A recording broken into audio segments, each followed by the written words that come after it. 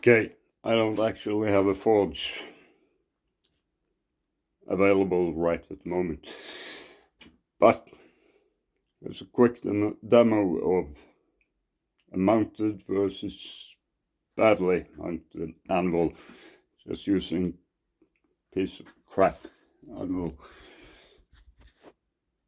Should still get the point across.